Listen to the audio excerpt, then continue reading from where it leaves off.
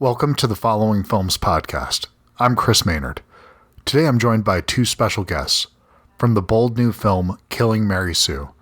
It's a darkly comic thriller about a corrupt senator plotting to kill his biggest liability, his rebellious stepdaughter, only for her to discover she has a hidden talent as an unstoppable killer. I'm excited to be talking with the film's star, Sierra McCormick, and its writer-director, James Sunshine. We'll dig into the making of this unique story, what drew them to it, and what it's like to bring such a sharp, intriguing character to the screen. Stay tuned. You're listening to the Following Films podcast.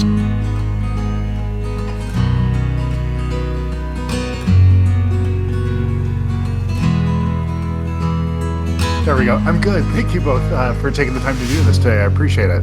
Absolutely. Yeah, happy to.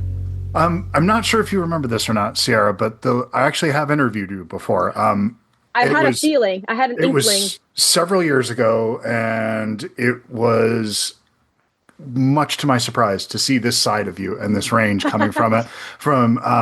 You do this tight indie small thriller where something's going on outside of this house and you gotta figure out what the hell's going on, to this expansive, wild, comedic side of you that I haven't seen before.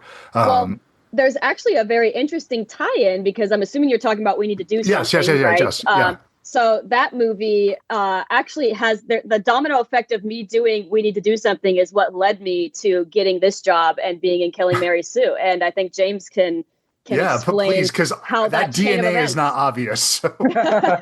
Yeah. When we were looking to cast for this film, we had, a casting director who sent over to me and my team a list of names of here's a list of actresses who we think would be good for the role and we think would crush it. And, it was 20 or 30 names. I looked through everybody, watched all of their past work, shaved it down to 3 or 4 top contenders, which Sierra was one of them. And what pushed Sierra over the edge was she had done that film. And with a friend of mine, actor Pat Healy, where I don't know if you interviewed him as well. I did years and years ago, but yes, I have interviewed Pat Healy as well. Pat, I met him through my writers group. We've stayed in touch. He actually has not been in any of my projects, even though I've tried to cast him in them. But in demand.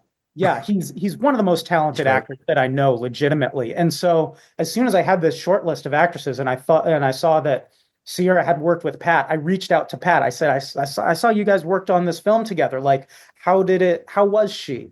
And he gave a glowing endorsement. He was like, she's very down to earth, very easy to work with, has a great sense of humor. And I was like, okay, if she's got Pat's endorsement, then I believe in her. And so, all of our casting came very down to the wire on this. We did not lock in Sierra until 2 days before filming and didn't even have a rehearsal or anything. But I was like, he's got Pat's endorsement. Count me in. I'm a believer, Yeah. Shout out to Pat, always and forever, honestly. Yeah. So, okay. With that, is that endorsement more important than seeing the final work to some degree? Where you see the final work, you see the film itself, but then the experience of working with that actor where Pat says, oh, it's great to work with her. She's very talented, but it's nice to not have assholes around. So was that part of the assessment in that as well? I mean, yeah, I do place a very big premium on people who are easy to work with and are not going to cause drama.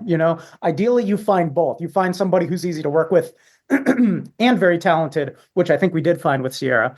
But yeah, at the end of the day, I'm a big believer in get a circle of people that you trust and people that are talented, because it's so easy to get thrown to the wolves in this industry. And there's people who will talk a big game and do this or do that and let you down here or there. I'm sure we've all had experiences with it, so knowing how talented Pat is and knowing that he's the type of guy who is going to surround himself with good people, it goes such a long way, Of course. And Sierra, what was the point in reading the script that you said, okay, I'm in? Because in your performance, I know it was the moment when you said, I'm talking broken orbitals, is the moment when I kind of just put my notes down and said, okay, I'm just going to watch this thing. I need to just enjoy this. Well, for me, it was just the deck and what the movie's about and what the main character is was very appealing to me because I don't often get to play that kind of character. Action is just a genre I haven't really gotten to dip my toe in at all so far, except for now.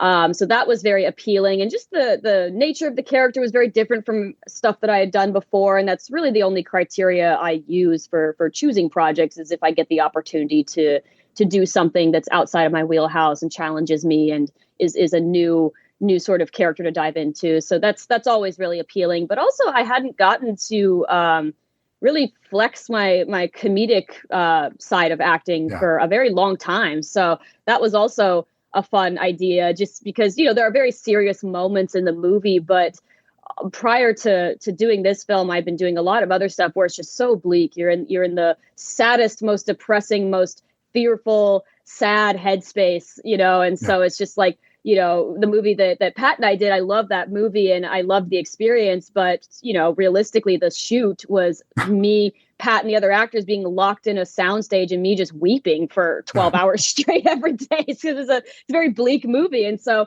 I was excited to do something that kind of had like a very gonzo, batshit, bonkers tone, because I just haven't gotten to really do that in a long time. And so that was really appealing. And I had to talk to whatever brain thought of this wacko fucking movie. I was like, I need to talk to this guy. I'm just so curious. Honestly, I was like, who would think of this? Like, this is crazy. And so I just loved the tone that the movie took, the opportunity to do something different, and the interesting aspect of the Mary Sue trope, which I think usually the criticism of to me has like a misogynistic overtone, because when it's a male character, he's the chosen one, and that makes enough sense to everybody. But when it's a female character, it's like, oh, she's a Mary Sue, and it's this derogatory thing. So I was fascinated by a film that decided to own that trope and purposefully sort of take that on. And I thought that was very fascinating as well. So there's a lot of stuff that was really appealing to me about this, just because it was so far out of anything that I usually get to do. See, Sierra, you're really good at this. That you set me up exactly for what I wanted to ask James about next, which was about the Mary Sue trope and building the story around that, subverting it, and kind of owning it, as she was alluding to. Yeah. Yeah. Well, first things first, just to piggyback off of what Sierra said, like, that was interesting because, like, she hasn't had a lot of comedic work. And I noticed that when I was looking at her work in the past, and I was considering casting. And that's one thing that Pat's endorsement, where he said she had a great sense of humor. And so I had this feeling, I was like, oh, I bet she's going to be like really happy to like dip her toes into comedy. Because like, yeah, I mean, Disney Channel is very comedy centered, but it's like, that's such a long time ago. Very specific kind of comedy as well. It's not for grown-ups. I had a feeling, I was like, I bet Sierra's really going to thrive having the opportunity to do comedy. But yeah, talking about, the Mary Sue trope. I'm the type of person who's like perpetually online reading Reddit discussions and all that stuff. And so I've been like very familiar with like almost a decades long. It's like ever since Disney rebooted Star Wars, it's like all anybody can talk about in these discussion forums is like, this character is a Mary Sue, that character is a Mary Sue. Oh my God. And like, yeah, sometimes the criticism is perfectly legitimate and sometimes it's not, they definitely take it too far sometimes. And my film was not really interested in like litigating the idea of like, is the debate about Mary Sue's a good debate or a bad debate? Are people right about it? Are people wrong about it? I wasn't interested in that as much as I just noticed that Mary Sue is a critique that's always leveraged after the fact. It's always like, oh, how did these filmmakers not know that their character was such a Mary Sue, this or that? And I was like, well, has anybody written a Mary Sue on purpose before?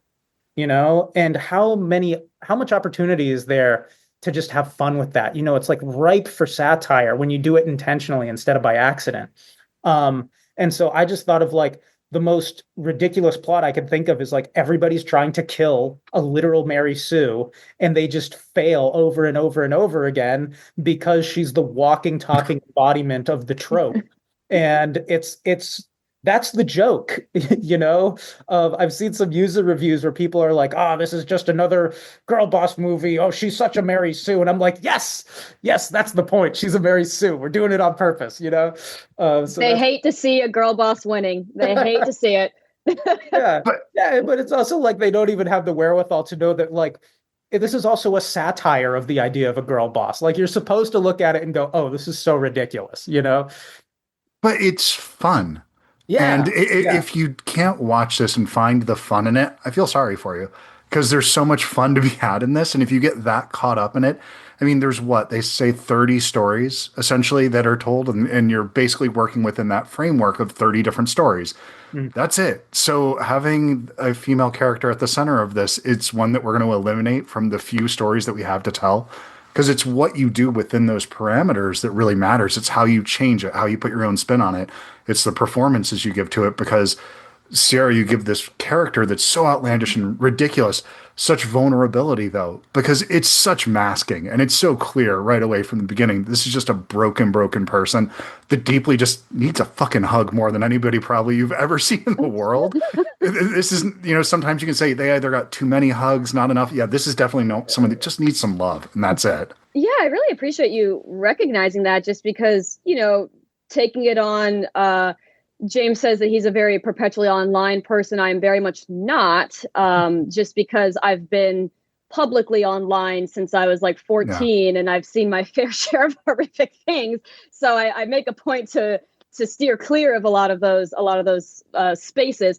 But I knew taking this on that there were going to be people that absolutely misunderstood her as a character, and they're not going to see that she's behaving the way that she does in this kind of unpalatable way, which I don't even necessarily agree with, but that could be what someone views it as. And I knew that there were going to be people that's the point that this is a response to all of the traumatic events that have happened in her life, and her quest for finding validation and love and acceptance in someone that has no interest in giving it to her whatsoever, and then also being controlled by various vices and drowning all of this sorrow in hedonism. And so I'm very glad and grateful that you recognize that aspect of the character, because I knew going in, just because of how I've witnessed things online before, that some people were not going to catch that, and they were just going to really dislike the character for that reason. But I held strong that James wrote a character that was, very chaotic and had all these other qualities, but at the core was very vulnerable and was very damaged and sad, and has had a lifetime of traumatic events. And I just had to trust that the people that get it, and the people that don't. So I really appreciate that, Chris. Thank you.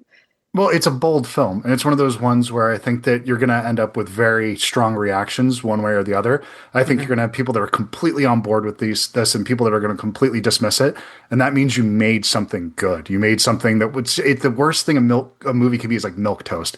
It can be just something in the middle. If you get that deep reaction from people, I think you're onto something. You've tapped a vein, and that's just what I'm looking for. That's the reason I love film. That's the thing I'm going back for every time, is to find these sort of original, interesting voices. And James, I think you got something really special here, where you're able to you have a tone blender in a way where you take all these different tones and styles and you just kind of throw it all together, and it still works. And that is so hard to do, where each piece of it still feels defined without looking like mud, essentially. Yeah. And you're so right in the reaction, because some people have had the reaction you have, where they go, oh my God, I can't believe that it was even possible to take all these different tones and genres and blend them together into this mix. And then other people watch it and go, this movie doesn't even know what it wants to be. And it's like, yeah, you're never going to please everybody, but it's really connecting with some people, and it's really not connecting with others. And I agree with you. I think the worst thing that a film can be is like a 5 out of 10, where you're like, it's okay, like love it or hate it. Like either way, just go out and like talk about it, and like let's get the discourse going. Well, you want something people are wrestling with on the way out of the lobby, and they're talking to people that they've never met before, and that they're arguing about it on the car ride home. There's a lot of films you go see, and by the time you get home, you can't even remember the name of the thing you saw. And that's just, I think that there's people that when they saw the movie Sinners, where you get to the moment where Preacher Boy plays, and they either think, oh my God, this is a beautiful sequence that absolutely lays out everything this movie's about in one beautiful poetic moment, or people go, what the fuck is this? And so, and both are valid reactions, but to me, I love when a movie takes bold chances. And so, yeah, I think that's, you're going to get that kind of reaction to it. And it makes sense to me. So, yeah. I think the worst thing that you can think about coming out of a movie is like, I wonder what I'm going to have for dinner tonight. Yeah. So then, You made him film under tight COVID restrictions also. Did you Yeah. bring anything from that experience to making this one now that things have changed somewhat since then? They're Yeah. looser again now. Yeah, so my little COVID movie that which we shot 10, not 10 years, 5 years ago during It COVID. feels like it though, doesn't it? I know, right? That was such a different experience because that entire shoot had a cast and crew of 8 people. You know, it was 2 lead actors. It was my producer Larry. It was a SAG mandated COVID health person who, really wasn't helping make the film. They were just like watching us, making sure that we were doing everything right. We had the sound guy, cinematographer, a PA, and me. And I was doing literally everything else. Like I was the AD, I was the script supervisor, I was the art director, I was the DIT, I was ingesting the footage. Like the most refreshing thing coming onto this film set was the fact that we actually had manpower. Like we had 2 cameras with camera operators and a gaffer and a grip and makeup and wardrobe and an art team and all this stuff. And it was such a relief that I just had to focus on directing.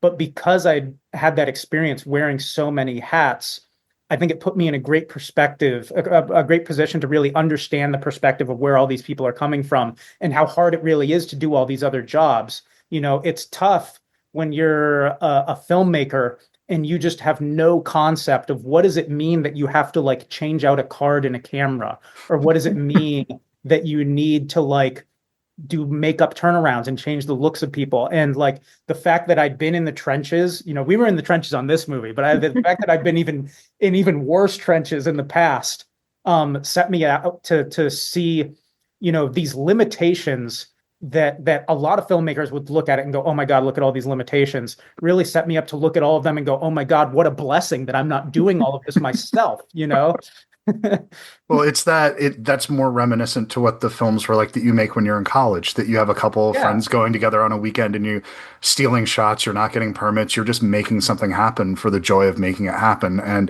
you had 8 people and one of them was a health inspector. So 12.5% of the people on set aren't doing anything to help the movie per se. So that's insane to go through that. But then, that kind of indie to an extreme in that sense, because this is still an independent film. This is, by comparison, a smaller budget film. But I still think you're punching above your weight class because this is a film that really feels expansive. It feels like a much larger film than I assume the budget actually was. Yeah, and I've gotten that feedback from a lot of people that professionals in this industry that guess the budget and they overestimate. And I'm like, that means we did a good job. That means we made something that looked more expensive than it actually was, So then, Sierra, could you talk a little bit about, was there anything that was particularly challenging or rewarding in this for you? Because the action side of it, you said, is new to you. So was the physicality, pushing yourself physically in that way? I would imagine that when you're doing, we need to do something, that's physically draining as well, but in a different way.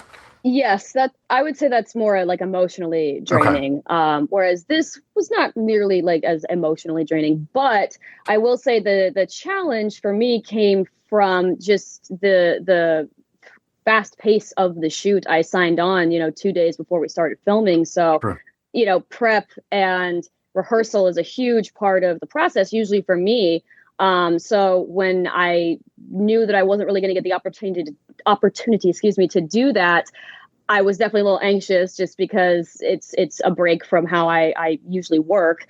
Because, even on a lot of independent movies, I've been very fortunate to work with filmmakers who do budget in time for rehearsal often. But, on a lot of independent stuff, you just don't get that opportunity. But usually I have at least some time for myself to do my own prep. And this also was not that. So I was a little anxious about just jumping in, but once I kind of got on set and kind of fell into the character and collaborated with James and wardrobe and makeup and hair, just kind of crafting the look of Mary Sue and just kind of creating her from the ground up, I I kind of fell into it, and I kind of started to realize that the chaos and the moment to moment nature of the shoot was going to actually aid in the performance, because Mary Sue is someone who definitely is very moment to moment, I feel.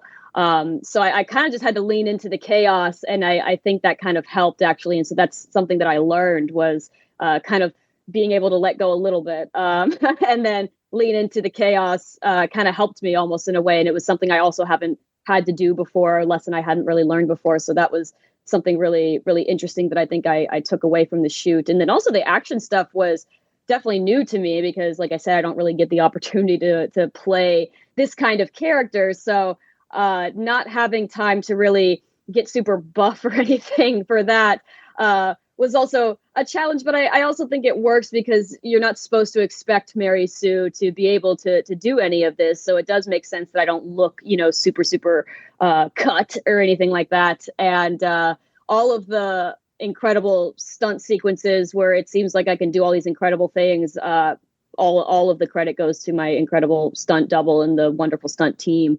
They really knocked it out of the park in making it look very convincing that I could pull off any of these huge big stunts. So that was something that luckily I didn't have to flounder around with too much. And I'm really glad, because when it comes to safety, I would have been nervous if they were like, no, you can do all of it. And my vain actor-ness definitely wanted to be like, no, I did it all myself, like all the stunts, that's me. But logistically and thinking about making the best movie possible, I was like, no, we should let the stunt double, who's literally trained and can do backflips and all that kind of shit, like we should let her do it. Like I think that'll be better for literally everybody. And it was.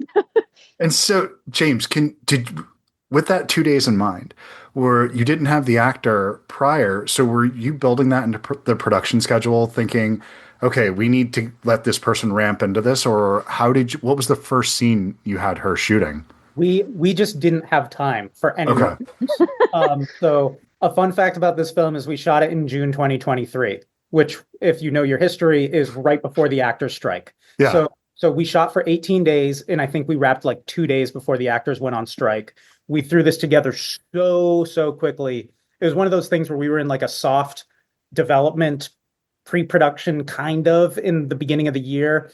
And then in like May of 2023, me and my team, we were like, okay, well, either we shoot this next month or we don't shoot this until next year. And so we took the challenge head on, and everything just came together at the last minute, from the casting to locking in the locations, just like everything. And I would have loved rehearsal time with Sierra and everybody else. That would have been so cool. But we just didn't have the time. The first scenes that we shot, we did kind of ease into it pretty well. The first scenes that we shot were scenes with Sierra by herself in the bedroom. Okay. Some shots of her like listening in by the wall, or like looking at the picture, things like that. And then we would ease into scenes with dialogue and things like that. But I was so impressed with her, like, because we didn't do the rehearsals. And so I knew that she would be good, but I was still nervous because I didn't know what to expect. And it was better than I could have hoped for. And I've said this to her 1,000 times. I'm sure she's tired of hearing it at this point, but I was in shock, because it felt like I wrote the character for her. And it was I'm a vain actor. Remember, I'm always ready to hear that. So thank you. Yeah. But it's so weird to know that this casting came together at the absolute last possible minute and actually was the most perfect thing I could have asked for. It's one of those things you turn around and go, how did this turn out as well as it did? Well, it's any movie that's watchable is almost a minor miracle, considering how much shit can go wrong in the making of any film. But to have your back against the wall with this, I think it really goes back to the point that you had a really good script here, probably more than anything. You put the right people to play with. Thank you. That came out, but you have such a wonderful story here that I personally I really reacted to, and I think I easily recommend this to people. When I was dating, been married for 15 years now. It'll be 16 years next month. And thank you. One of the things I used to do when I was an asshole film guy as a young 20-something, I would put on movies that I would almost as a test. And if this is something that you don't react to, it's kind of like, there might be something in me you don't get if you don't get this. And so it's kind of, you throw those things out there. And I could absolutely see people using this as a litmus test for like, if you don't get this one, I don't know if we can truck together. I don't know if this is going to make sense.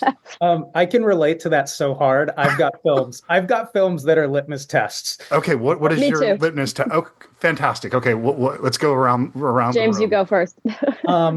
This is one that cannot be introduced early in a relationship because it is that nuts. It's that crazy. It's pretty obscure. I don't know if you guys have even heard of it, but it's called Killer Joe.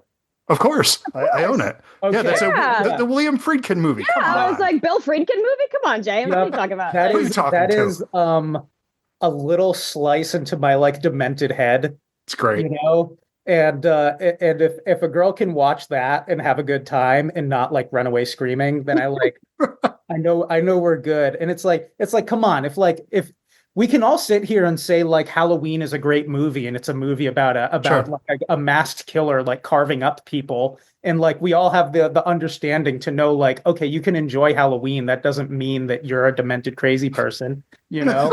It's like, I like Killer Joe. That's one of my favorite movies. I think it's one of the funniest movies ever made, you know. I agree. I don't disagree. You have no pushback from me on that at all. Love that. Okay, Sierra, what's yours? Okay, well, I always go Martyrs, second date, third date. I'm joking. I'm kidding. If you showed up with Martyrs on the first date, I'm joking. I'm definitely kidding.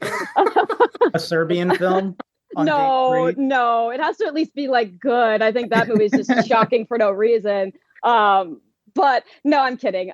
Usually it's more like I'll ease in with something like, the Aronofsky movie Mother. I really love that movie. Love that. But it's very abstract. It's not trying to be like a traditional narrative film, and it's also very upsetting. So I'll usually toss that one out there and then see how that lands. And another, just more going in the sort of art house abstract wheelhouse, I would say something like a Panos Cosmatos movie. You know, if you can enjoy something like Mandy or Beyond the Black Rainbow, and then I'll go to Martyrs. Then I'll get into the French extremism. But my current partner, we knew we were meant for each other because we swapped French extremist movies. I gave him Martyrs and he gave me High Tension. So I think it was a match made in heaven. I think me and my wife saw High Tension probably, it wasn't in theaters. We saw it at my house, and maybe 3 weeks into dating, something like that. So yeah, I mean, if you get to the scene with the head and you can react two ways to that, you either laugh or at the absurdity of it, I mean, I wasn't laughing. I still enjoy that movie, but I was not laughing. That particular kind of gore, I have certain gores that are just like my thing that just icks me out immediately. And I have a very high tolerance, I feel like, because I am in the horror world a lot. I watch a lot of horror. I watch a lot of gore. So it's like, it has to be the specific thing, but that's one of my very specific things. And so I remember like when we watched that together for the first time, I was like I was freaking out. That's the laughter. It's the uncomfortable shock of it. Yes. That's how I react to those moments, which is like, what the fuck am I witnessing right now? That kind of moment. So, and then also I think like old movies, because I think some people just don't, they kind of write off anything that's black and white, or especially like I love silent film. And so stuff like that, it's like, if you can rock with that, then I also feel like that's a good sign, because a lot of people will write off anything that's, I love pre-code movies. I love silent film. And so it's like, if you write those off as just being old and you can't relate or connect or enjoy them in any way, then it's probably not going to be a good one for me and you. So I usually also toss in a couple oldies in there just to make sure. Do either of you have kids yet? If you ever think about going down that avenue, one of my things that I did with my 9-year-old that I wish I had done with my 15-year-old was introduce him to silent films very early on, before showing him, I even showed him like the Ray Harryhausen stuff before I showed him, more modern special effects movies. I wanted him to be able to watch that. And so he's just a huge sucker for Chaplin and loves Buster Keaton. Cool. And so there's all these old films like that he'll specifically go out and start, like, he loves The Great Train Robbery and all these kinds of things. And so he's 9, so it's age appropriate kind of stuff that we have to go into. But yeah, it's one of our every time Trump gets elected, we rewatch The Great Dictator. So well, I don't know, maybe that's a little existentially depressing, because even though it's kid appropriate, but like. But it's that moment of being like, you know what? If the world's ending, at least it's ending with these 4 people around me that I feel I feel much better about it. So there's That's very cool because I did not have that growing up. My parents definitely showed me a lot of cool stuff. They kind of let me watch whatever I wanted, but I had that idea about older films and silent movies myself personally. And then my kind of gateway into just older films in general was when I was like 10 or 11 and I watched Whatever Happened to Baby Jane. Oh yeah. And that was the first like black and white movie that I really enjoyed because, you know, my mom had tried to show me a couple and I was kind of like, I don't know, Star Wars Revenge of the Sith had just come out. So I was just like, this is nothing compared to, you know, Revenge of the Sith. But, you know, I was allowed to be stupid. It's okay. But, you know, I think that once I saw that movie, I was like, oh, they can be kind of fucked up and crazy. Like, and I didn't really understand the emotional through line of older films until I saw that one. And so I think that starting off with silent film is going to create a very cool kid. I'm a big fan, but I'm also wildly biased. So I'm not the best judge of that. But I just gotta pull it back to the film itself. Yeah. And when can people see the movie? I'm highly recommending that they check it out. And where can they see it? Right the fuck now. They can see it right now. Love it. Yeah. Yep. The film's out now on digital platforms, VOD. So anywhere that you can see a film, buy a film, Apple TV, Amazon, Google, YouTube, Fandango. You can just Google search the movie and it'll have that drop down menu of all the places where you can watch it. You know, yeah, it's available now. I would love for people to check it out. I will definitely put links in the show notes on where they can buy it. Will there be a physical release at some point in time for it? That I actually don't know. We'll have to talk with Samuel Goldwyn. They're our distributor. They're very good. And so we'll see. I hope so. So go rent this movie, buy it digitally so that I can put it on my wall. Because I think that this would end up right next to Killing Zoe, I guess. So that it would be so it seems like a good pairing for that one. It's a good place for that to sit. So I think so. Excellent. Well, thank you. Thank you both so much for taking the time to do this. I appreciate it. And thank you, Chris. It was great to talk to you again. Good to talk to you as well. You got something special here, so congrats, guys. Oh, thank you so much. I'm really glad that you enjoyed it. I really did.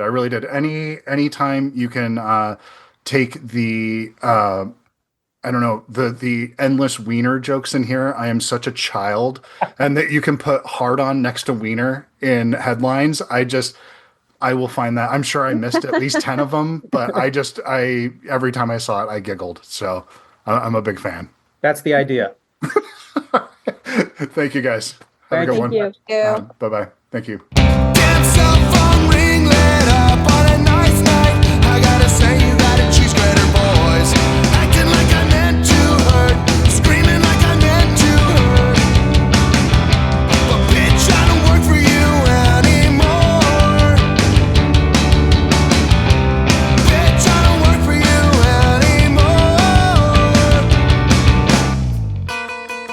It's hot inside of the sun.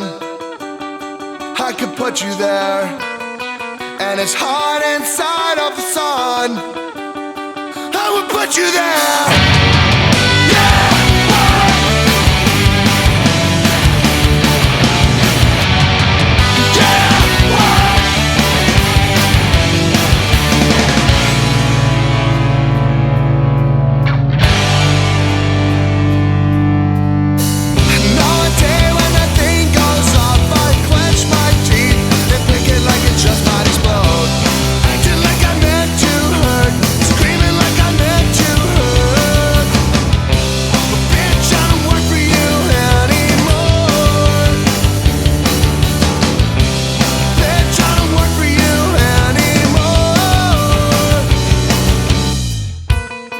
And it's hot inside of the sun.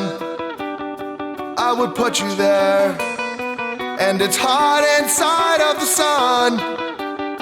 I would put you there.